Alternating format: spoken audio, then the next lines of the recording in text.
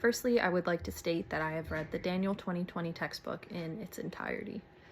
Regarding an ACA Code of Ethics standard that is currently in harmony with my personal beliefs, I would look to standard E5B, which states that counselors recognize that culture affects the manner in which clients' problems are defined and experienced. Clients' socioeconomic and cultural experiences are considered when diagnosing mental disorders. And I personally believe that everyone has their own valid reality that they live their daily lives in. And by that, I just mean that even if a client or another individual's experiences or life events are similar to those that I've had, it doesn't necessarily mean that we share the same perspective on them or they affect us in the same way.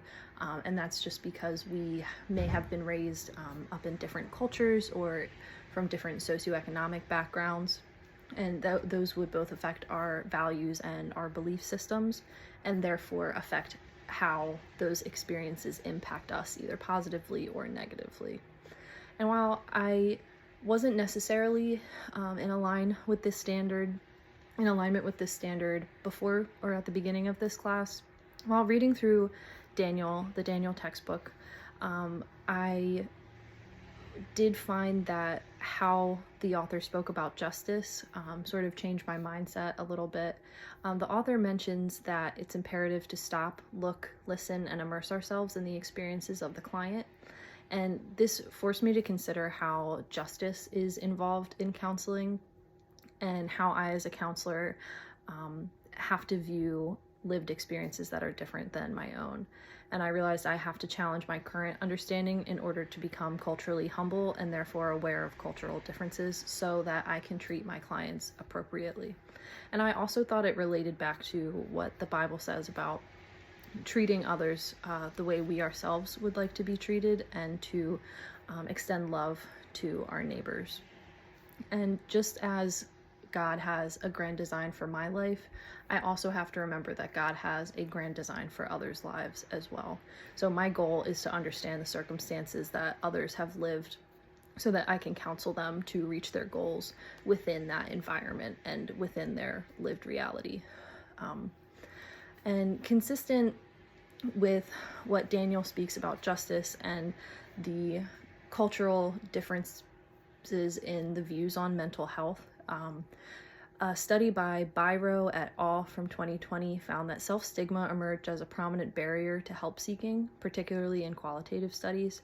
Respondents in the studies frequently held negative perceptions of mental health and were particularly concerned about the negative social consequences associated with having mental illness. So that is also something that I have to keep in the back of my mind when counseling others from different cultures. A standard that I didn't necessarily align with and I am still working through is a similar standard to the previous that I mentioned, and it is actually in the same section. It's standard E5D. It states that counselors may refrain from making or reporting a diagnosis if they believe that it would cause harm to the clients or others. Counselors carefully consider both the positive and negative implications of a diagnosis. And the way this doesn't necessarily align with my personal beliefs is because I do believe that honesty is the best policy in the vast majority of cases, if not all cases.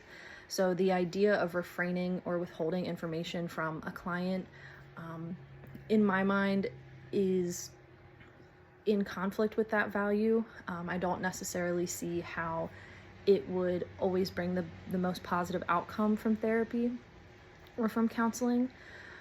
But working through the 2020 textbook, Daniel, regarding implementing action towards overcoming this value conflict, I plan to work towards cultural humility and awareness by keeping fidelity in mind. Daniel 2020 states that fidelity is the proof of love, so the way I can express love to my clients is asking a lot of questions and remaining culturally humble so that I can learn from them, as well as from outside sources. A study from Wamai and et al. From 2019 found that many health professions serving the culturally and linguistically diversified population weren't adequately trained in the delivery of culturally competent care. So my action plan as a counselor is to seek out specifically training in cultural awareness so I can help broach that gap between myself and clients from different cultural upbringings, so I can understand why they wouldn't necessarily have a positive outcome after being diagnosed. I would also like to research more theology. I would like to take more classes in that so I have a broader understanding of others' religions as well. And then finally, another action plan would be to learn alternative methods in counseling clients that might not respond positively to a firm diagnosis, or learn different techniques to transform my current methods to suit my client's needs, rather than basing my counseling on the goal of diagnosing a client specifically. A study by Naheem et al. From 2023 found that CBT specifically to treat mental health conditions yields positive results in minority groups, including retention.